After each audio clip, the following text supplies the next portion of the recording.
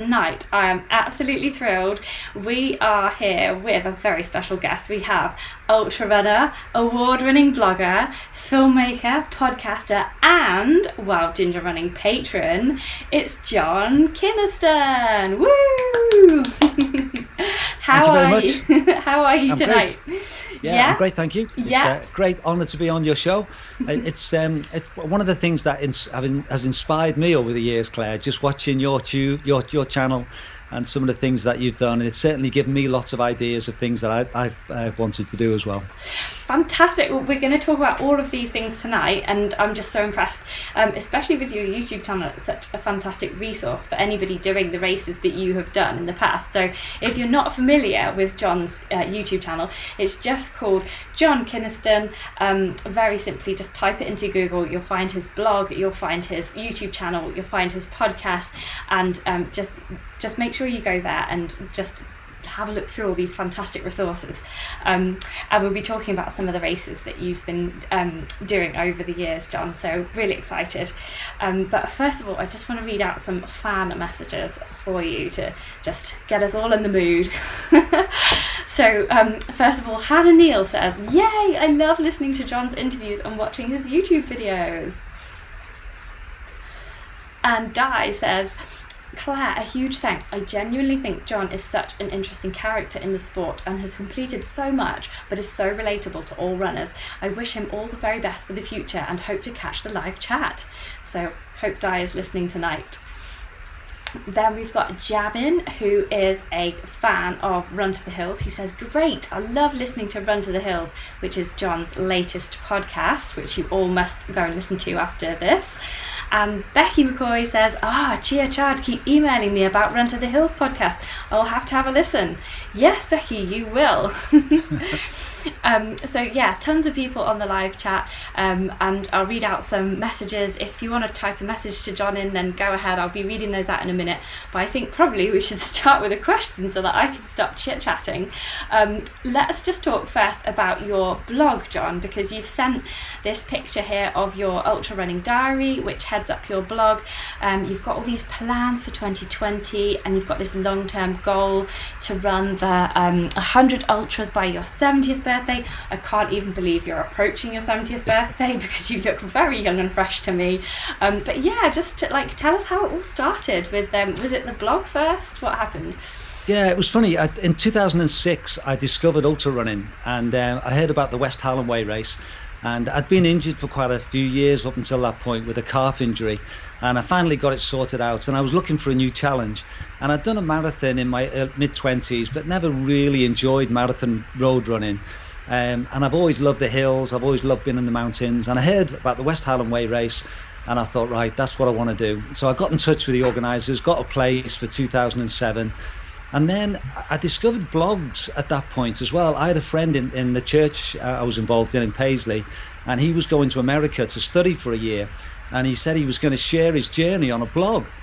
And I'd never heard of a blog. This was November 2006, but it just appealed to me, and I started looking at blogs, and I thought, I'd love to do a blog. What should I do it on? And then at the same time, I discovered the race, and I couldn't find anything about training for an ultra race at that point. There wasn't blogs, there weren't too many out there. So I thought, well, I'll combine these two things together, and it would just be a one-off. I'd just do the West Highland Way once. I'd write the blog for 6 months, not 8 months. I'd just share everything I'm learning as I go along, and it might help someone else. So that's how it started, and it was literally just going to be a one-off for 6 months. 8 months maybe, but here it is, and 14 years later, and it's still going. Yeah, and it's an absolutely fantastic resource for the West Highland Way, that's for sure. And I know when I came to talk to you on your YouTube channel, you really inspired me to one day do the West Highland Way, not in one go, but just over like a few days. And you've been I've seen you've recently been doing a virtual West Highland Way because of COVID. Can you tell us a little bit about that? Well, there was two things. There was one, the West Highland Way race was cancelled during the summer, obviously. So as a race, we organised a virtual race. So we encouraged people to run 95 miles over 9.5 days. And so that was in June. But I think the one you're referring to, I work with active schools in Glasgow. So I'm an active schools coordinator. So I work in a secondary school and primary schools. And we have a big event, the Great Scottish Run. And we have a schools event where on the Friday before the half marathon on the Sunday, we have about 2,000 children coming over the day, running a 2K, doing it half an hour to come and try, and then off again, then the next group come. Obviously that was cancelled as well. So we decided to organise a virtual West Highland Way run. So we encourage classes in Glasgow to sign up as a class and run 95 miles over 2 weeks. So if you had a class of 25, each child would have to run about 4 miles to cover it. And it's just finished last Friday, and we had over 7,000 children taking part. We had 205 classes completed it, and some of them just they loved it so much they kept on going. I think the biggest distance a class ran was just over 300 miles. Wow. As a class, yeah. So that's been really fun. So that's part of what my job is. It's about motivating young people, trying to get them active, trying to get them off the computers as much as possible, and trying to get them into clubs and doing various things. So it's a job, but it's very much a passion as well. That's fantastic when you can align your passion with your job, isn't it? It's so important in life to do something you really feel so heartfelt about. And I have just got a picture that you sent me here about you. It's you doing your first West Highland Way in 2007. And I'm just thinking back to that time. There wasn't a lot of people doing ultras back in 2007, was there? It seems to have really exploded, especially in the last kind of 10 years. What was the race like, your first ever ultra? Yeah, I heard about the race in November, and I got in touch with Dario, who's the race director at the time, and he rang you up, and you had a chat with him, and you sent off your application form and your check in the post, and then I got a place, and I think there was 70 people at that stage who had entered, and I think there was 120 on the start line that first year I did it. It's just amazing. It's the same feel. I always feel that in some ways I was not the bridge, but I've been involved in the race now, or with ultra running, for the last 14 years, and I think I saw the end of it, what it was like maybe 5 years before I joined, where it was even smaller fields, and everyone knew everybody. So say in Scotland, if you did the West Highland Way race, you would pretty well know everyone else who was doing it. Whereas obviously now it's bigger, and we have a ballot, and it's a lot bigger race, and you don't know everybody in the same way. But that first year was great. I struggled a lot because I had been injured a lot before it, and so I had an ambitious plan. I wanted to try and run under 24 hours. And I was injured a few weeks before, and I was struggling a bit, but I finished in 22 hours 45. Wow. And but honestly, my quads were so sore. I remember there's a bit where you go up the Devil's Staircase, which after about 75 miles, and I was going up, I was okay, but my legs were so sore. When I went down, I had to walk backwards down off the Devil's Staircase because it was so painful.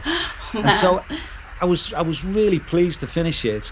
But I said before, I thought it was just going to be a one-off. Yeah. But as soon as I finished it, I knew I could do better. And so I was determined to go back the next year and have another go and train better.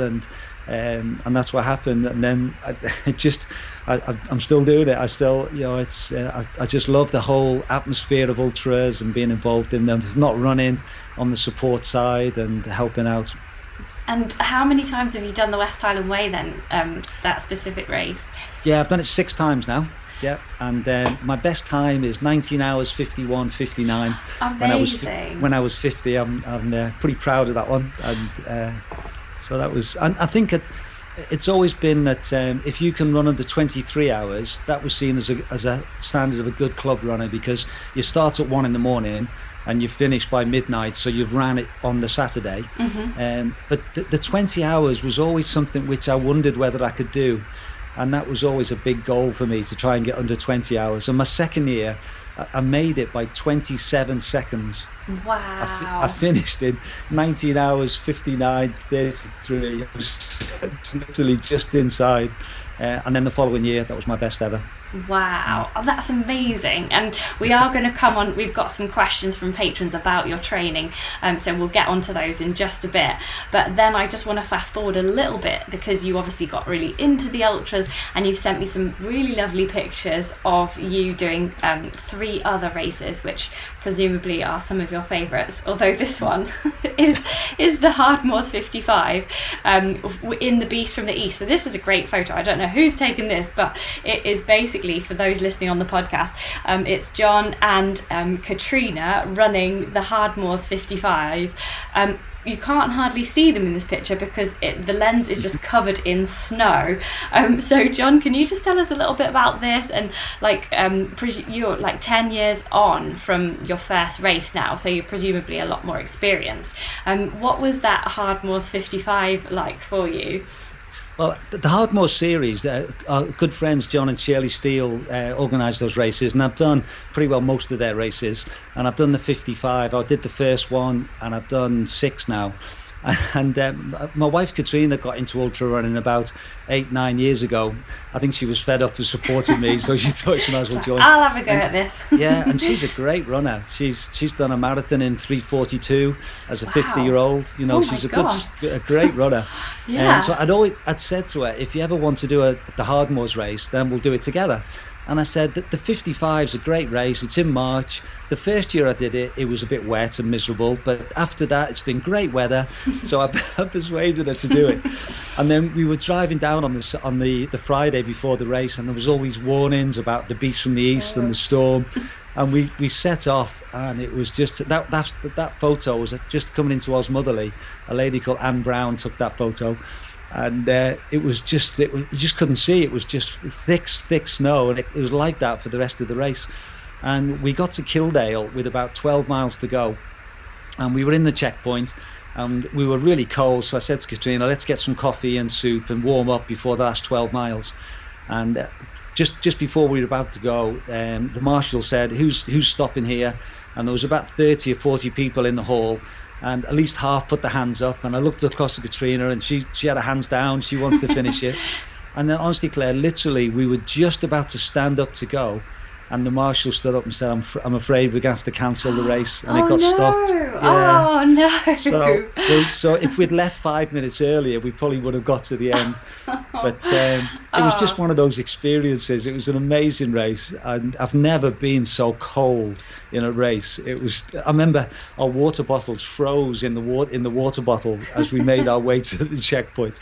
But it makes a great photo, doesn't it? Yeah, it's an amazing photo, because oftentimes, like when you run in such conditions like extreme rain, extreme wind and extreme snow, you don't want to get the camera out. So thank you to Anne Brown, was it, did you say, yes, that's taken that photo? Yep. Thank you, Anne. It's just an amazing souvenir of a great race. Just a couple of comments about this on the live chat, but Hannah Baisley said, I don't know if John and Katrina are mere mortals with the sort of times they achieve. Amazing. So we better just mention everybody who's watching live here tonight, because we've got a ton of people tuning in. Thanks guys for listening. So we've got Di Wilson, who is a big fan. He has sent me many questions for you, John, so I will be reading those out in just a moment after we've talked about your Ring of Fire and Dragonsback race. And Guy says, hello all, looking forward to this. I love John and what he has done for the running community. Some good fans here, John. Sue Hewitson says, evening all, and so does Nigel Barnett. Flo Maskell, hello Flo. Flo is one of my newest patrons, so hello to you, Flo, and thank you so much for your support. Adrian Orange is here. He says ready and raring. Hannah says hi. Philip Haddock says hello, and thanks John for putting some really good recce videos on YouTube, so definitely helping some people out there, John. And Peter Krauthofer says hi all. Conrad is listening from Michigan in the USA. He says nice to join in. Hello John. And Nadia Federman is watching as well, I think from Switzerland. I hope I've got that right. I did post her a buff recently, so I should really know that. But hello to Nadia. Peter says, I started John's podcast today. He says, keep up the great work and also the running. Hannah says she's doing the Lakeland Recce. The Lakeland 100 or 50. So she's going to be looking at your Recce videos. Sharon Houston says hi as well. And Hannah's got a question that I'll just put in and ask later about. She wants some top tips for ultra running. She's just getting into the sport. And everybody has big kudos to you for encouraging the young people into the sport as well. Kurt says, I'm late but hopping on for a few minutes. Hello all. And John Gardner says, I'm sneaking in late too. Alan McLeod says, hello everyone, I'm fitting you in round some shift work. And Stuart Newbury is here and he says, this is already inspiring me to do more off-road running. You won't regret it. Yeah, so loads of people tuning in live. You're obviously a very popular guest, John, and we'll just talk a little bit more about these couple of races that you've done before we get onto these patron questions about your training and why you do what you do. So the Ring of Fire in 2018, here's a lovely picture of you. I don't know if you're finishing, there's a flag and you look like you're giving it some welly and there's a cliff behind you and it's nice grassy trail. So Ring of Fire, why have you sent me this photo in particular? Was it a race close to your heart? Yeah, I think after a while I was looking for, as you do, for a new challenge. And I'd done the races I really loved doing, the West Highland Way, the Lakeland, the Hardmoors, the Northern Traverse across the country. And I was looking for a slightly different challenge. And it was the Dragonsback that really appealed to me, which probably the next photo you'll show. And I wanted to do a multi-day event before the Dragonsback. So the Ring of Fire, Anglesey, I'm from Liverpool originally, and we often holidayed on Anglesey.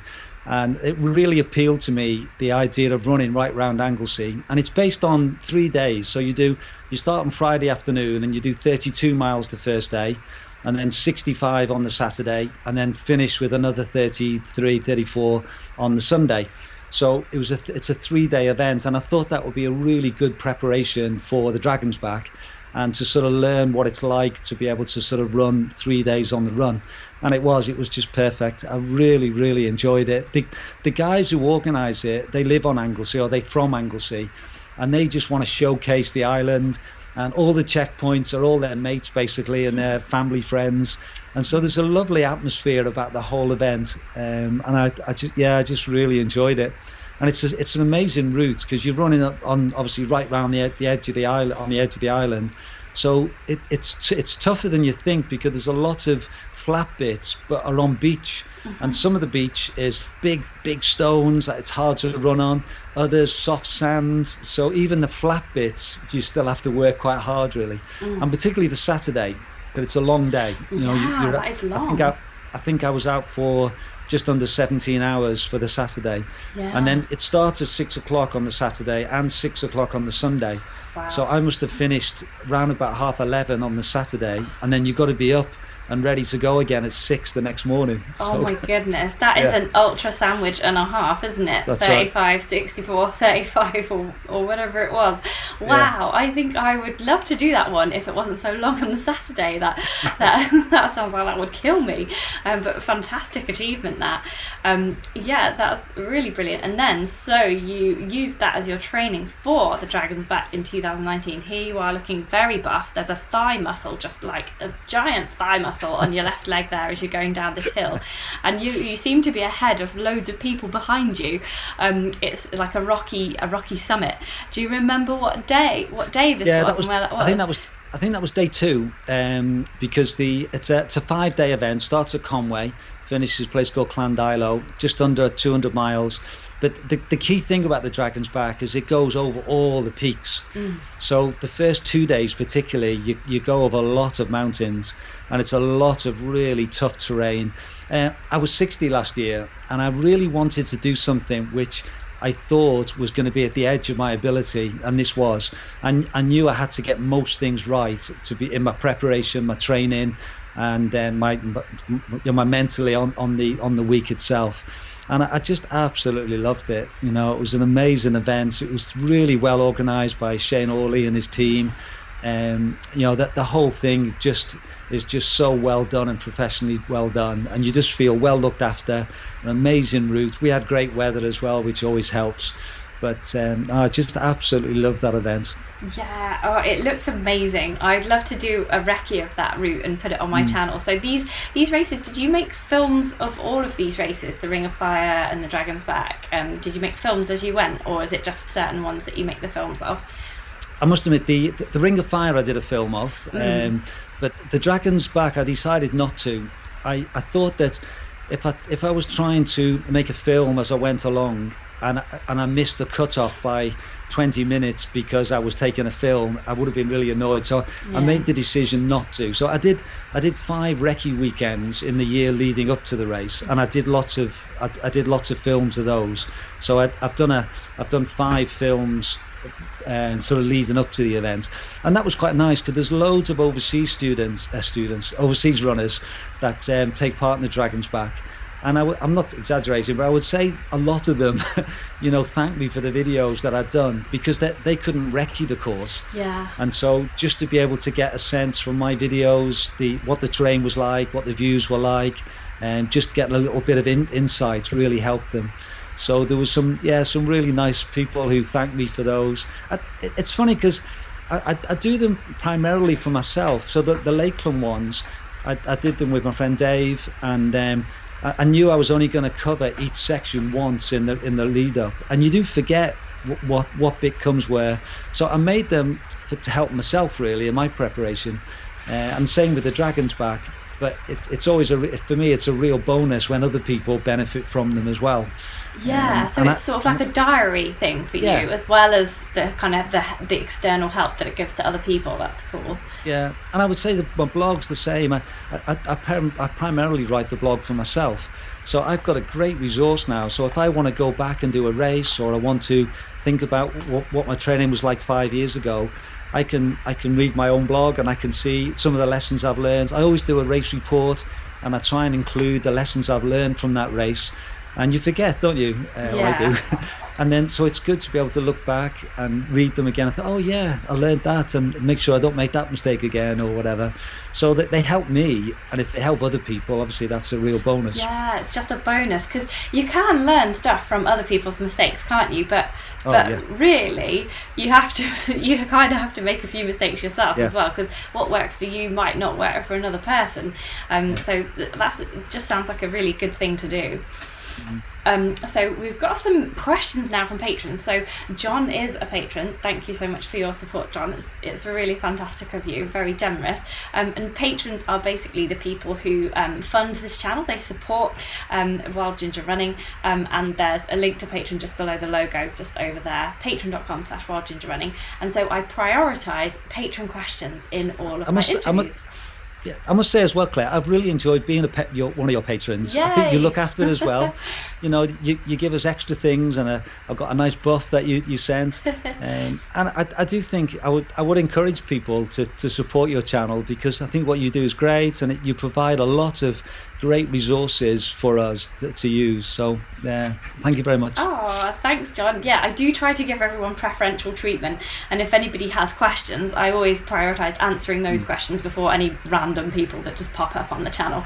So thank you to everybody for supporting me, especially everybody who remained supporting me through COVID as well, and people actually upped their pledges through COVID as well, just because all my other work got cancelled, obviously, with no races and no writing. So it's just been brilliant, and so thanks, guys. And gradually, hopefully, I'll get some more event work eventually, and it'll be a bit better. But thank you guys for continuing to support me, because it's just fantastic. So here we go with the first patron question. It's from Di, who we already know is a big fan and watching just now. He said, firstly, congrats to John on all he has achieved, both with the sport and his life. Amazing ambassador. John, you have done so many different types of competition. Do you have a preference? Do you like single day ultras or multi-day events? What do you prefer, and why? Okay, I think at the moment I really enjoy the multi-day events, I think as I get older, I know I'm getting slower, and that's fine. I could live with that. But the thing that I'm really enjoying is the multi-day ones. So I did the Dragonsback and the Ring of Fire. I did the Great Lakeland 3-day event as well, which I'd recommend. That's an amazing event in the Lake District. And then this year I was planning to do the Deadwater, which was it's a 6-day event. It starts just inside Scotland and finishes just past Chester, and it's 6 days. Obviously that got cancelled this year, so that's being put forward to next year. And then I was going to be on the event team for the Cape Wrath, which I know you've done, Claire. And with the idea, half done, with the idea of being on the event team for this year and then doing it next year. So that's been moved back a year. So I'll be on the event team next May with the idea of doing it the following year. So I think to answer the question, it's the multi-day ones. I'm really enjoying them. I've tried. I did the Northern Traverse and the Hardmoors 160, which are longer continuous ones, but I have a slight problem with my eyesight. I've got this thing called a lazy eye, and when I'm really, really tired, into a second night, I start seeing double, and I really struggle with my sort of seeing depth. And I've had it checked out, and he said, basically it's something that normally you see in a younger child, and it normally corrects itself, but I just go a bit cross-eyed when I'm really tired. So I find the continuous ones where you go through over 30 hours, I don't cope so well with those at the moment. But what I love is the multi-day ones, because you get a chance to have, even if it's 4 or 5 hours sleep, it just resets me, it resets my eyesight, and then I'm fine. And I think the multi-day ones, the more experience you have, I think the better you do. Because I think the experience you get from running all these things. So for example, the Dragonsback, I think there was 400 and odd started and 250 finished. I finished 201st. But I felt as the week went on, I was getting stronger, and the last day was probably my strongest day, and I probably finished the best position I did of the whole race. Wow. And I think part of that is experience, and also I think I've learned how to pace myself and look after myself. And so I feel that the multi-day ones probably suit where I'm at the moment. Yeah, and it's more of a journey, isn't it? Like, it's not just one day, it's like a holiday kind of thing, isn't it? That's right. Just running all day is great, unless you get blisters. And there's another question in a similar vein, really. Guy Greatorex would like to ask, what makes you do the long distance races? Like he's put here, like the Northern Traverse, which isn't a multi-day one, it's kind of like a go as long as you can and sleep in a bush kind of event. He says, is it to explore new places? Do you like the challenge? Is it like a ticking off mission of different races? Or do you like the people? Or is it something else altogether? Or maybe everything? Yeah, it's a little bit of everything, but it's the route, I think, which is the priority for me. So when I'm looking to do a new race, I want to go on new routes, I want to explore things. And that Northern Traverse is the Wainwright coast to coast route. And that was something, my dad died 2009, and he was a keen walker, and that was one of the things that he always wanted to do but never did. And so that was in my mind a bit. And James Thurlow, who organises that race, I've done the Lakes in a Day, and he's a great guy. He puts on some amazing events. So it was a combination. So I think if I'm looking for a new event, the priority for me is the route. I want to find a route which appeals to me, and that one did. The thought of starting at St. Bees and finishing at Robin Hood's Bay, it's just an amazing journey across the country. It looks great on Strava as well when you put it on. You've got this, long. 190 miles across the country. So that will be the priority. And then the second thing is I like to be off-road as much as possible.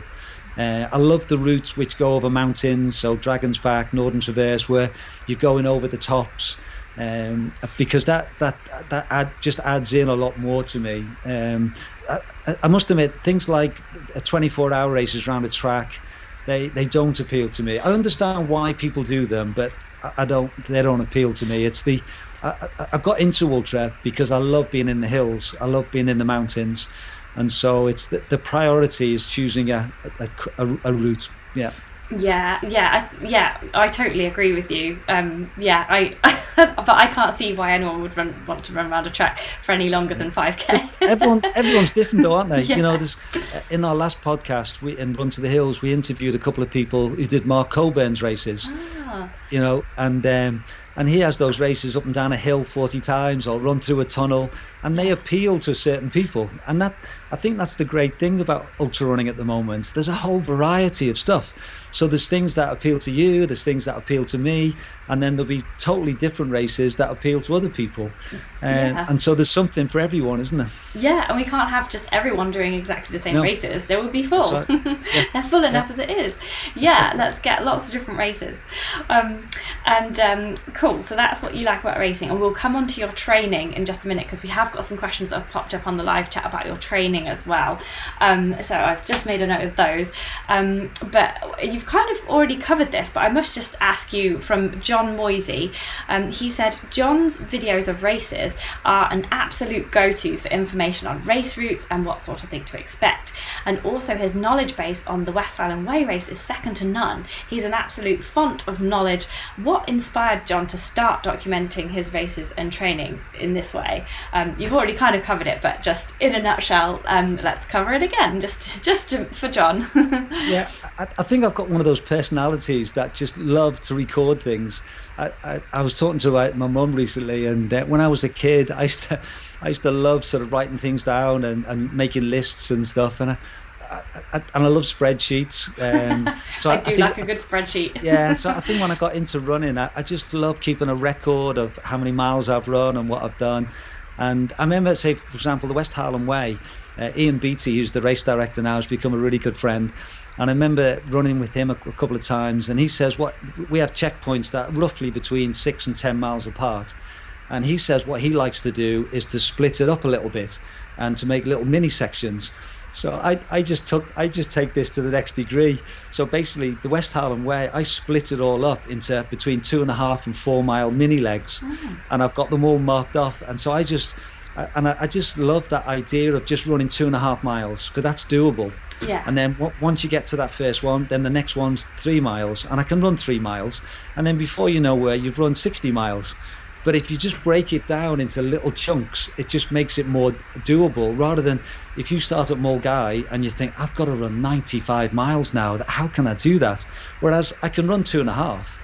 And so I think that sort of idea. And then I think once I'd done a couple of West Highland Ways, I then started to think there hadn't been much documented really of the records. And so I took all the results off the website I could find and made a big spreadsheet, and then that became, people sort of started using that. And then the Lakeland 100, when I did that the first time, again, I couldn't see anywhere where all the results are put together. So I just thought, well, I'll do it. And then, so I've done it for quite a few of the races now. And I think it's a lovely record to see. And particularly for people who've done it several times, just to be able to see where they stand in an overall list and where their record as it goes along. Yeah, it's really cool. It's just amazing, the amazing resource that you've prepared around the race. And yeah, if anybody's doing it, then listen to the podcast. It's invaluable, absolutely. And that splitting it up tip into just like 2 to 3 to 4 miles, that sounds like a great tip for beginners. And I've got a question about beginners, so I'm sure you've got more tips later. But I've just got a quick question from Nigel Barnett, who wants to know what your background was before you did the ultras. Like, were you a hiker then before you did your first West Highland Way, or a cyclist or anything? No, I've always been a runner. Ever since I was in school, I used to love running. I was in the Boys Brigade Company in Liverpool, and we did lots of races. And because I suppose the standard wasn't quite so good, I used to win quite a few things. So that was always nice. So modest. And then, I think through my college time, I trained as a PE teacher. And then I worked for a Christian organisation where I couldn't do more team sport, so I started doing more running. So in the mid 80s, when I was sort of between about 22 and 25, 26, I did a lot of half marathons, and I loved the half marathon distance. My best time was 1:16. Wow, that's pretty rapid. Yeah, and I just really enjoyed that sort of distance. Oh no, we've lost John. not many races. He'll come back in a minute. Oh, sorry, John, we just lost you there for a moment. You had me panicked. Okay. You're back. Yeah, so you did the half marathon distances, and you loved that. Yeah, and then I got married. We went overseas, worked in Bangladesh and India for 8 years, and I still kept running, but not, no races or not so much. And then when I came back to the UK in '95, I started just doing a few more half marathons. And then I had this injury when I was sort of 45, 46. And then when I got through that, then I got into the ultras. So my background really was more of a road runner, but I've always loved walking in the hills. But never, I did one race, I think, a while ago when I sort of did sort of hill running. But it was really when I discovered ultras that I put those two things together, my love of running and my love of walking. But I would say it took me 2 years at least to really condition my legs to be able to really handle it's the downhill running, isn't it, that really gets to you. And I think if the DOMS, the delayed onset of muscle soreness, I think it takes you a year or two to really develop those muscles to be able to run the downs. Yeah, definitely. And if you run too fast downhill in the early stages of the race, you can really feel it, can't you? Like you said on the Devil's Staircase on your West Highland Way race. I'm just looking for another question here, because this was a really interesting one about your training. We'll move on to the training now. So Philip Haddock wants to know, how many days per week do you train? And there's another question that's relating to your mileage as well, where Sue says you don't seem to do a massive amount of mileage each month. She's wondering if that's to keep injury at bay. So how many days a week do you train, and like what's your mileage, and why? Okay, I would say I roughly run about 40 miles a week on average, but some weeks will be 60, some weeks will be 20. I'm in this for the long term, and I think I've always taken the view that I want to try and find a way of training that fits within my life, because I've a full-time job and interests as well. So I want to make sure it's sustainable. So I would say I run 5 times a week. If I'm training for something. So a Monday night with the club, I do a fartlek session with Kilbarcan. Wednesday, I try and do a longish off-road run up to 8 to 10 miles. Thursday would be an easy 5 to 6 mile run. And then at the weekend, I try and do a longer run. And that might be 15 miles or it might be 30 miles, depending on the stage of my training. And then Sunday, I would do a recovery run or another rest day. So the most I run is 5 times a week. And normally if on an easier week, it would be 3 times. But the other big thing that I've done is that I try and work on a 4-week cycle. So I have 3 weeks of building up. So the first week might be 35 miles, the next one be 40, and then a big one of maybe 50 or 60 miles with a big long run. And then the following week, I'm down to 20, and I just run 3 times, nice and easy. And I found the older I get, the more important that is for me as well. Because I want to be able to keep running for as long as I can, and I feel as though if I try to up the mileage too much, I'd be more sustainable for injury, and also just motivation wise. I can honestly say that the majority of times I run, I want to and I really enjoy it. Whereas I think if I was trying to run twice a day or every day, I think I would lose that enjoyment of it. Yeah, so, totally. And you would. And you say you think you might get injured if you ran more. Have you been injured in the past at all? Is that sort of a learning experience for you? Yeah, definitely. I've got a problem. I've got a nasty bunion on my right foot. Yeah. Which means, and that was the calf injury I had in before I got into ultras. And basically, I don't roll off my big toe very well because it's quite stiff. So I roll off my second toe, which then puts pressure on my calf. So the reason I got going again was that I had a physio down the local hospital in Paisley, and this runner got me going again, and she basically got some insoles made for me, which just build up that toe, which means that I don't put so much pressure on it. And then that looking back, that's what sort of has really helped me to be running again. And then a couple of years ago, I thought, oh, maybe I don't need the insoles anymore. I've been running for 10, 11 years with them. Maybe I've just changed my running style. I try to run a bit more of my foot, my midfoot rather than a heel striker and all this sort of stuff. And so I stopped using them. And about 3 or 4 months later, I got an injury on a tendon. And so I went back and got the insoles made again, and that was 2 years ago, and it's been fine since then. So I basically need these insoles to be able to counterbalance the bunion. Yeah. And I find with my shoes as well, I must buy a wide fitting with a wide shoe box. There's loads of shoes I just can't wear because they're just too tight. Yeah. So my favourite ones at the moment are the Ultra Lone Peak. Yeah. And they are so comfy for me because they're nice and wide. I have no issues at all with my bunion. I did the Dragonsback in them with no problem at all. So so I find that I need a wide shoe to be able to help. Yeah. But generally, I would say over the last 14 years, I've had probably 2 injuries that have kept me out for more than a few months. Yeah. But yeah, and I think because the vast majority of my runs are off-road on softer ground, and I think that helps. If I was running 40 miles a week on the road, I think I would be more injured.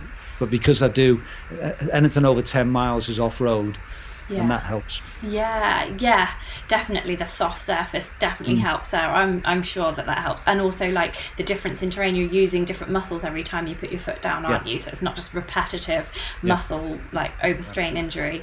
And so just going back to the shoes, that's really interesting about you wearing the Ultras for the wider toe box there.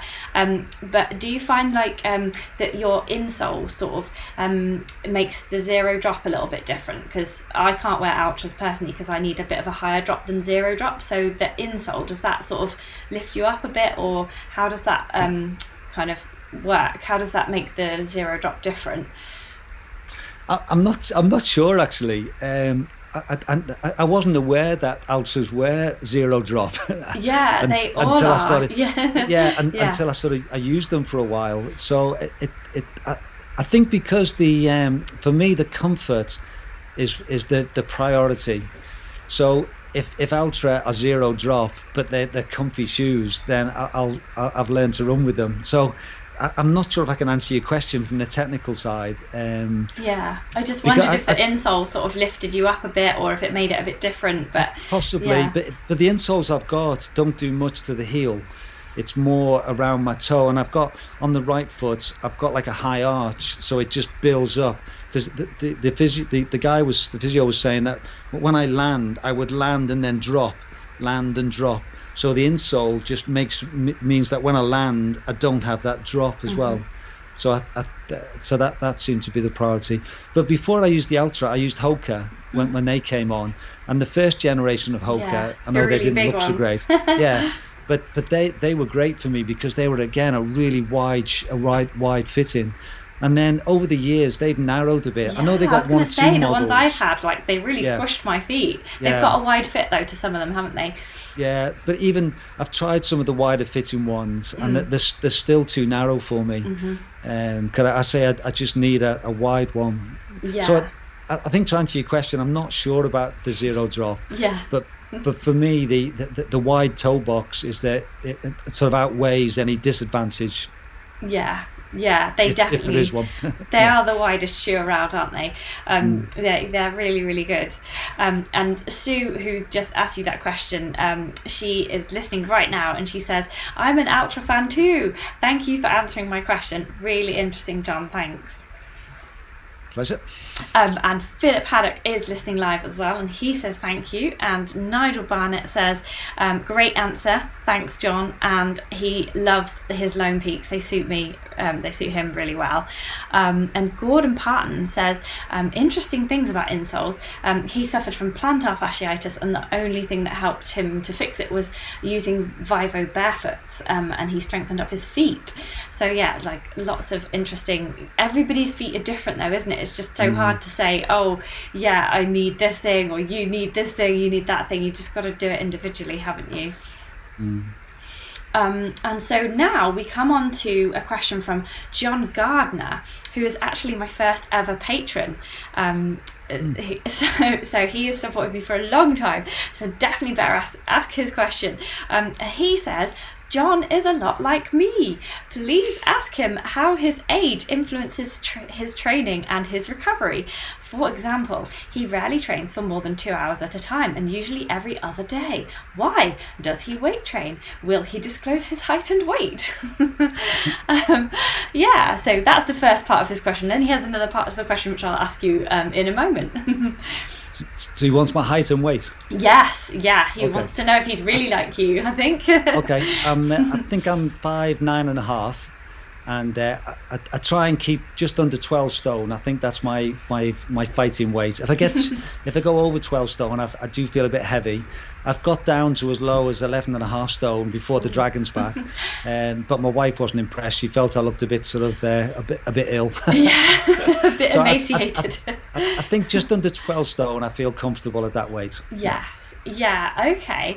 And he just wants to know, because I think he's a similar age to you, so he's really interested in what you've learned about your age and how that can influence your training and your recovery. Yeah, I think I'm a lot less worried now about the pace I run at, probably because I'm definitely slowing down, and so I try. It is a lot more about enjoyment now and making sure that I keep going. I'm still as competitive with myself as I've ever been. I love being in the male 60 category, and I try my best in that. You know, and you win the odd thing, and you do well in that category, and that's a bonus. But I recognise that I've got, if I want to do this long term, I do need to be more sensible and make sure that I look after myself. So I'm a lot more kind to myself now. If I've had a long run, like for example, last Saturday I ran 30 miles. I've got the Hardmoors 55 in 2 weeks, and then 2 weeks after that the South Downs Way 100. So I wanted to do one long run before in a build up to that. So in the past, I'd have maybe ran on the Saturday and then maybe done another run on the Sunday. But this time I thought, no, I want to be sensible. I had a great run. It was a good day out. But I wanted to make sure I recovered from that. Whereas maybe 5-10 years ago, I probably would have pushed a bit harder. So I am trying to be, I say, the long term. Yeah, I think long term. Yeah, and you can always walk, can't you? It doesn't always have to be a run. And also, John Gardner would like to know, he's seen from your blog and your YouTube channel that you seem to prefer stage racing, but when you go to 50 miles or more at one go, how do you maintain your pace as the pain presumably increases? Yeah, I think one of the things that I really want to do now is to finish well. That's one of my main goals in a 50-mile race, a 100-mile race. And so to finish well, I need to start really sensibly. A few years ago, I went through a bit of a tough time where I had some really tough finishes. I finished them, but they weren't much fun. You know, it was a real death march the last 10, 15 miles or longer. And so I decided I would try and make sure I started better. So I started running to heart rate. And for about 2 or 3 years, I did it religiously. I would wear a heart rate monitor, and I would keep it below a certain amount for the first 5 hours, and made sure that I didn't go anywhere near that red zone, and just made sure I looked after myself. And that made a massive difference. And it meant that I'm still slowing down as everyone does, but I feel I do slow down less than others. So it means that if I start really comfortably, then I can end up catching people. So for example, the Lakeland 100 I did the second time. The first time I did it, it took me 33.5 hours, and my feet were just in bits. And I felt capable of being under 30 hours. And so I set my schedule, and I got to the first checkpoint. I think there was 300 that first year, and I was 201st at the first checkpoint after 7 miles. And then I finished 60th in 29.5 hours, and it was simply because I really paced it well that first 7 miles. I let everybody stream past me up out of Kynaston, let them all go, and then over the next 29 hours I just slowly caught up with people. And I tell you, I've done both where you're getting caught, and I know which I prefer. Yeah. And much psychologically, if you're able to still be catching people over the last 10 hours of a long race, what that does to you mentally is just, it's worth a lot. Yeah, it's such a good feeling, isn't it? But it's such a hard thing to learn, to hold yourself back at the start of that race when you just feel so fresh and so tapered and so recovered. I do think generally females are better than us guys. Yeah, we do have a good reputation for that, don't we? Yeah, we don't go out all guns blazing. Often girls are just a bit more sensible about the way they start. They don't feel as though they have to race off with the men. So sometimes I'll often just try and stay with a group of women, because I know they're going to pace it more sensibly. Yeah, definitely. That sounds like a really good idea. We've got a couple of questions towards the end. I'll ask you a couple of questions about kind of tips for people like doing their first ultra, doing their first multi-day. But first, there's a question from Di, who is a big fan and has asked several questions. He wants to know a bit about the Dragonsback race.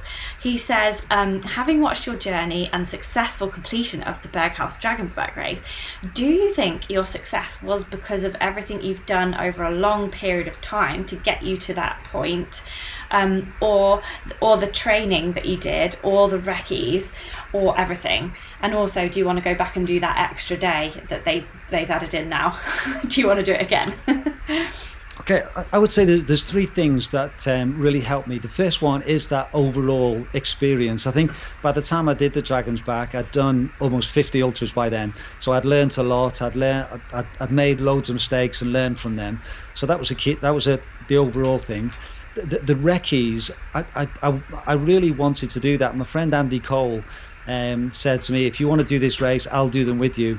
So we had 5 weekends from the July in the previous year, and I covered the whole route over 5 weekends. And that made a massive difference, just knowing what was coming and taking all my videos and seeing, we had some bad weather actually on a couple of them where the views were terrible, but that really helped me prepare. But I would say the biggest thing was from January through till the race in May, I set myself a goal of running at least 5,000 feet of climb every week, and normally it was nearer 10. Yeah. And so I really spent a long time making sure that I was hill fit. Mm-hmm. I was able to go up and down the hills.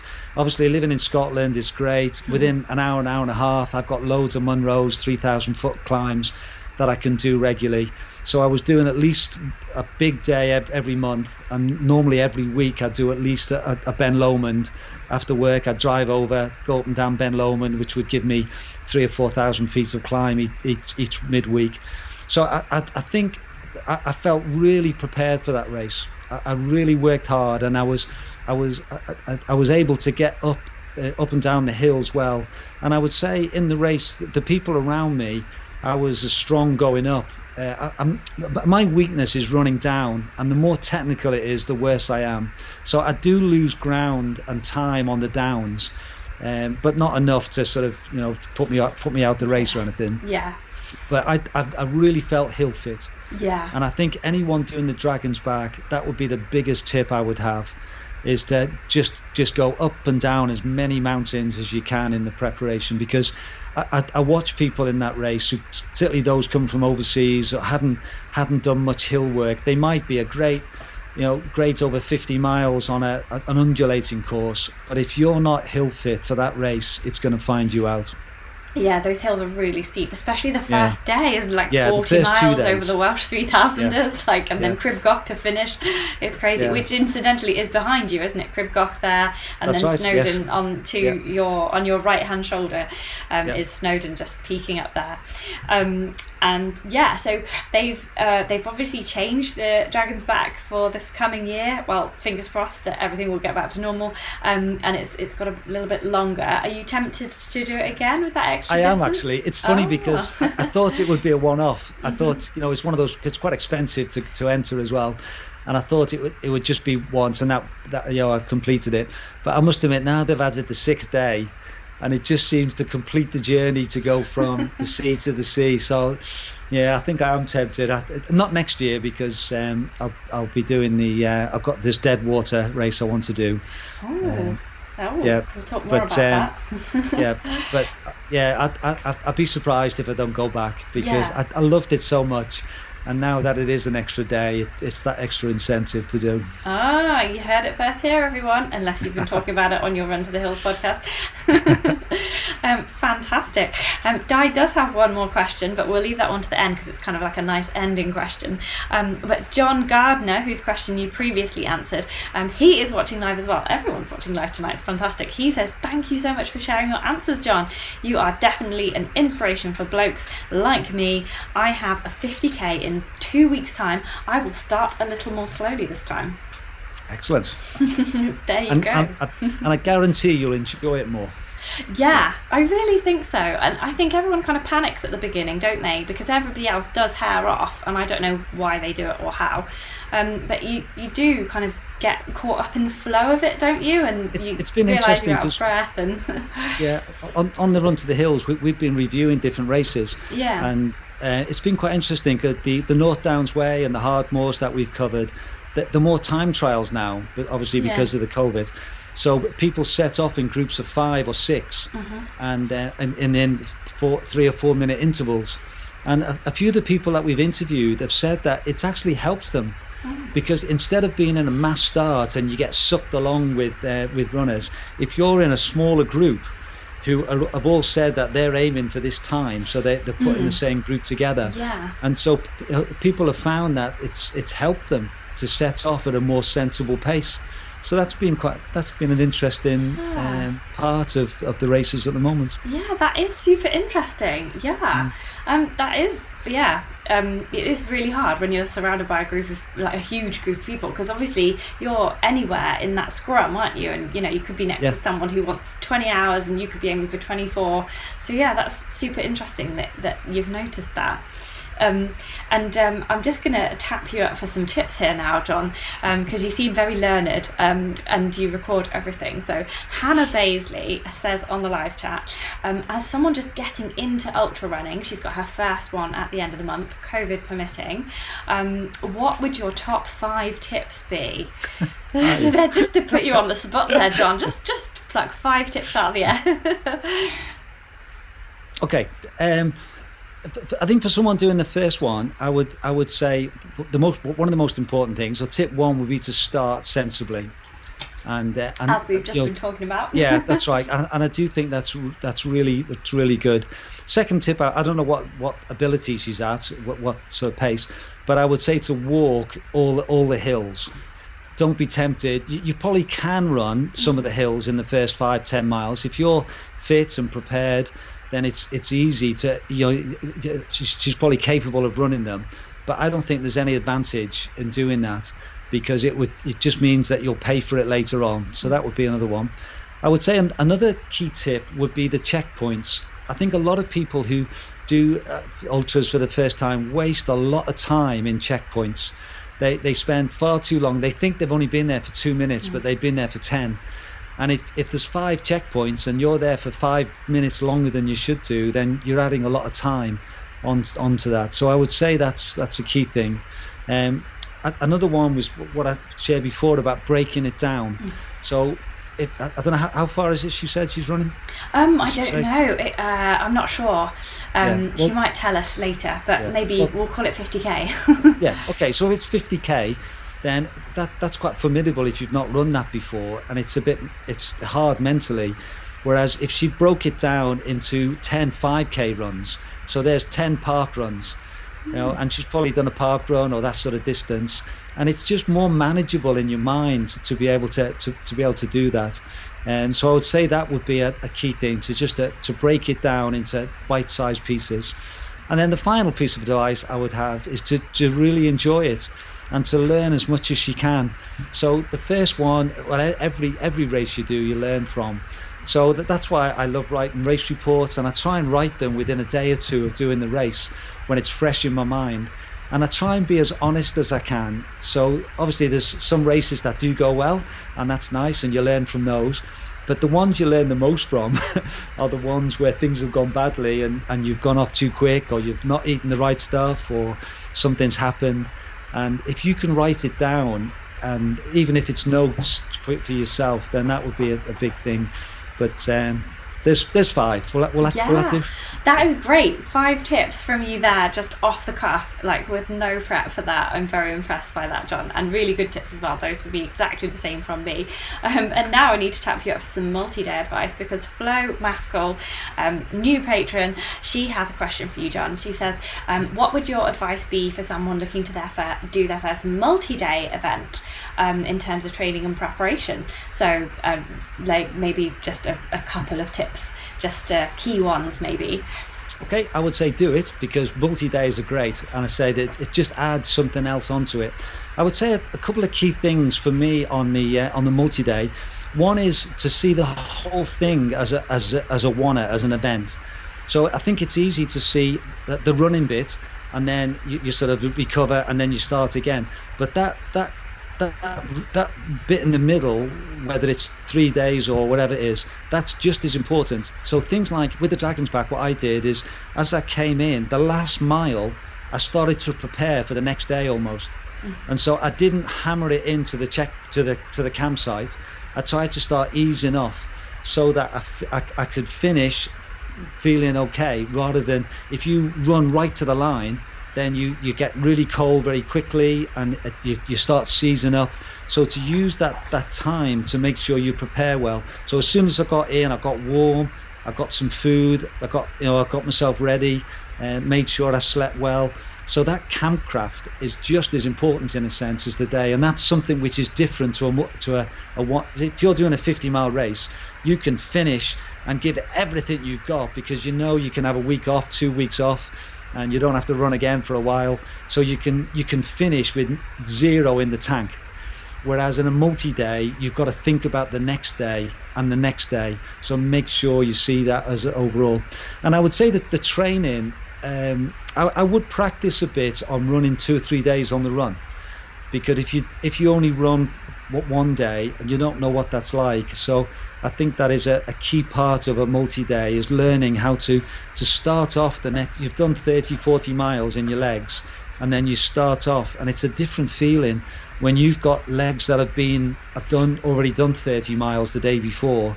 And learning how to get going again, you have to practice that, I think. Yeah, definitely. It's another thing altogether, isn't it? And I also find that there's a difference between 3-day multi-days, because you could kind of just keep going for 3 days, and then 8-day is like another thing altogether. So just make sure, like you did your Ring of Fire before you did the Dragonsback, like just make sure that you up those days in your training. But those are fantastic tips, John. It's amazing what you can just achieve off the spot. It's really quite fantastic, and everybody's really appreciating that. And Hannah has got back to us as well about her ultra. So I said 50k, she's doing 34 miles, which is like 55k, so got that pretty much right there as well. And Di, whose question you answered just a minute ago, he says, thank you so much, John, a fantastic insight into the Dragonsback. He can't wait to follow your Dragons adventures next time. Which brings us to the final question, which is also from Di, actually. And he says, finally, you've mentioned previously on your videos about your goal ultras. So you want to complete 100 ultras before you're 70. He says, how has COVID affected that? And are you still going to be on track for that? I think you've got a while yet. Yeah. I've done 51 so far. So I was hoping to do, basically I need to do 5 a year for the next 10 years to complete it. So this year I've not done any yet, but I've got 3 lined up still.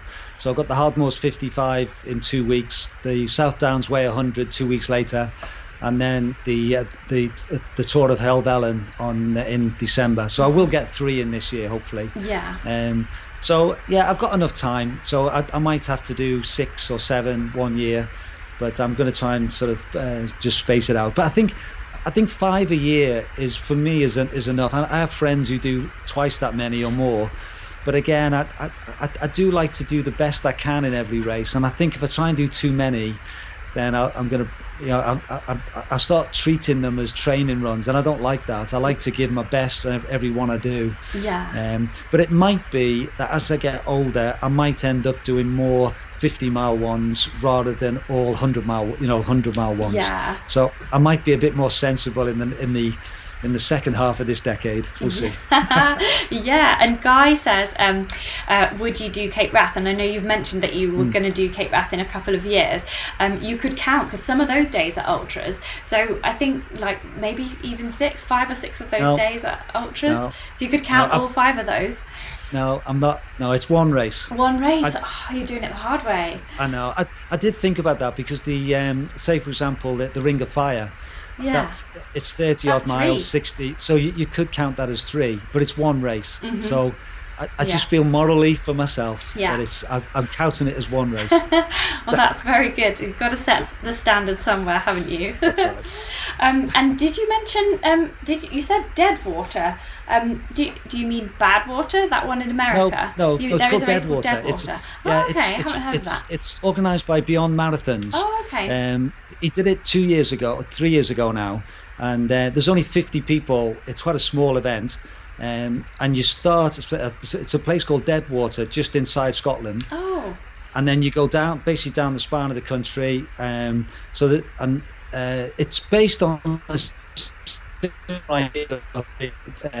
Marathon des Sables, where you have to carry all your stuff, and you've got to carry your food, and then after 3 days you can have a supply bag with your food for the next 3 days, and they provide tents, but you've got to carry your sleeping bag and whatever you need for the 6 days.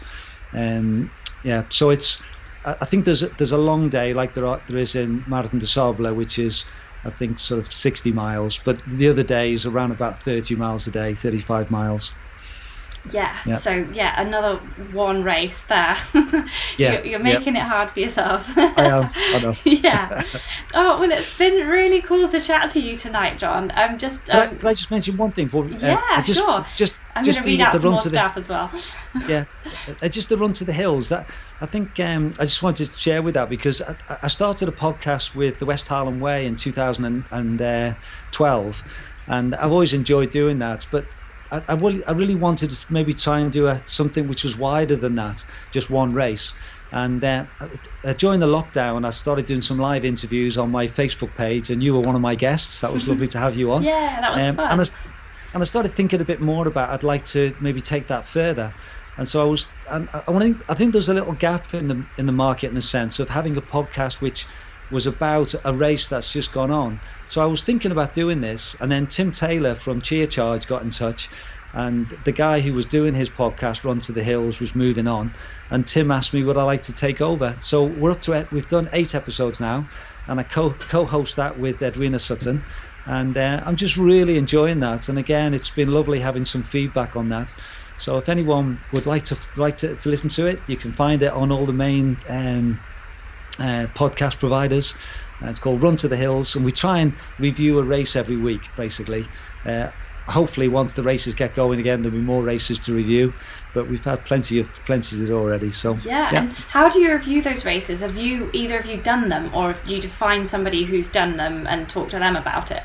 Yeah, it's a mixture. So far we try and speak to the male and female winner. And I get them on together as well, which is quite nice. So you have an interview with the two of them, and they can ask each other questions, and it's been really interesting, some of the things that they've seen from each other as well. Yeah. And then we try and pick another couple of runners maybe down the field.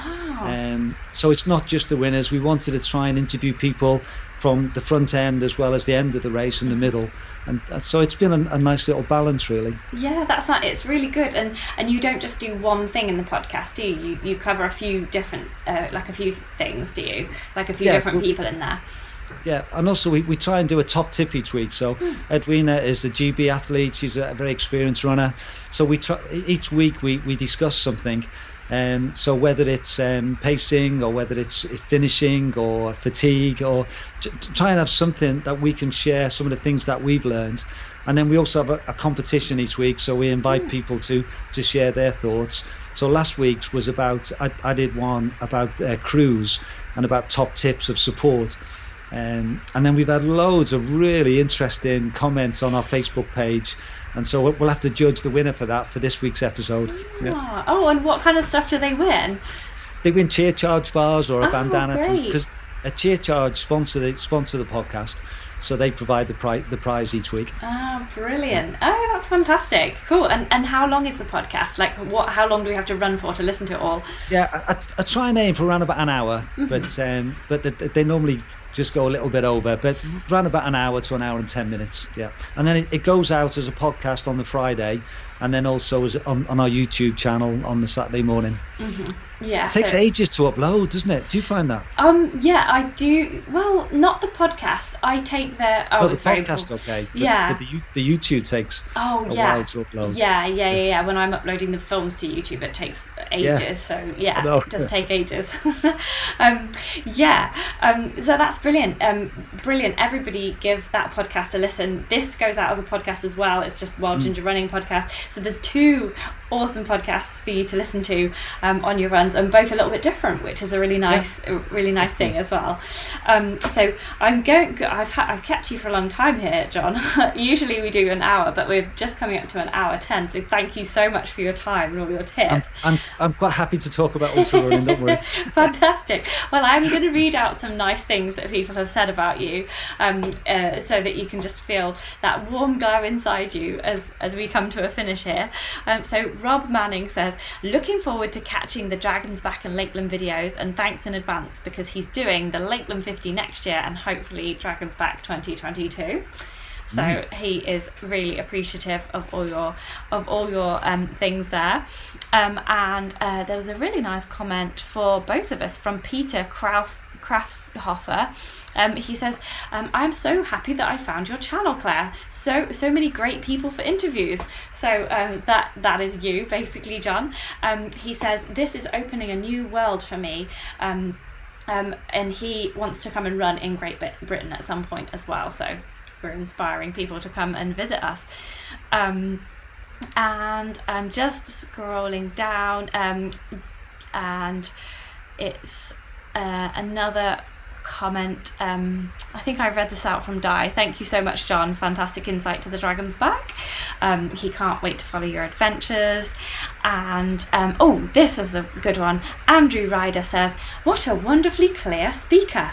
A wonderful and eminently helpful discussion. Thank you. So thank you, Andrew. Hannah says, thanks, John. John Gardner says, good luck to you. And Flo Maskell says, thank you for your great advice, John. I am excited to sign up for a multi-dayer now. Good. Guy Greatrex says, great answer. Lee Gillum says he's just subscribed to your podcast. Di says, so many great tips. Thank you so much for your answers, John, and all the best for your future races. I will continue to listen to Run to the Hills. Great podcast. And Philip says, thank you, Claire and John. Hope to see you on the next Lakeland next year. John Gardner says, John is a superb guest. I will look forward to exploring his video library. Perhaps John will be willing to come on again. Thank you, John and Claire. You both have the best values. Oh, isn't that nice? And Hannah is looking forward to the podcast. She says she loves listening to people's race experiences on Run to the Hills, especially the more relatable runners. I think it's great how you do the winners and the normal people. Sue says, thanks, John and Claire. What a great interview, super informative. John is such a happy and inspiring person. I loved it. I've got a lot of running to do to catch up with all his podcasts now. So that's another good reason to listen. It just gets you out on the run, doesn't it? Andrew says, thank you, John. I will be following you on YouTube. And Guy says, love that smile. So yeah, a lot of love for you there, John. Thank you so much for coming on the podcast. Everybody find John's blog. Just Google John Kynaston. His name is bottom left of the screen, so you can spell it right. Google him. He's got a blog. He makes the films on YouTube, and the podcast there's loads of stuff on the West Highland Way podcast, and there's Run to the Hills as well, the new podcast with Edwina Sutton. So thanks, John. It's been awesome. Have you any last words? No, I just want to thank you very much, and I think one of the things I love about the ultra running community is that support for each other. It's just such a great community, isn't it? You meet some amazing people. I've met so many good friends through ultra running, it's really enriched my life in lots of ways. So I think the more people that get involved, it's just a great community. Yeah, a lot of people say that they just didn't realise how good it was right from the start, and they wish they'd done it earlier. Yeah, fantastic. Well, it's been so good chatting to you. Good luck with those street ultras for the rest of the year. I'm sure that you'll smash them, and looking forward to hearing more about them from your blog and podcast and your films as well. Okay, thank you very much. Brilliant. Good night then, everyone, and thank you so much, John. Good night. Night. Bye.